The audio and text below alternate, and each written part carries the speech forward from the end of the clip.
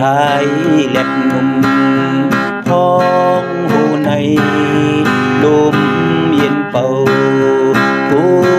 ปัดเอาไอเสียวหมอกหอมหึนเสียงนกห้องกันขึ้นยืนสุขหิมพักตูมองวันคอยขึ้นหันสู่น้องไปเมื่อยานสายก็เลี้ยวสู่กังตูยินอ่อนเต้น้องเอ่ยสังไลซ้ำสู่นางไออุ่นตูสู่หางอำข้างทุกอยากสั่งนางกุยเป็นแห่งเจอที่ลับไหลฝันลี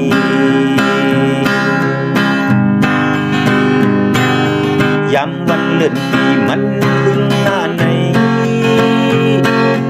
สุขเสาคึกเสาตึกเสาหน้าไว้มองหามองหันมองซ้ำหน้านางมี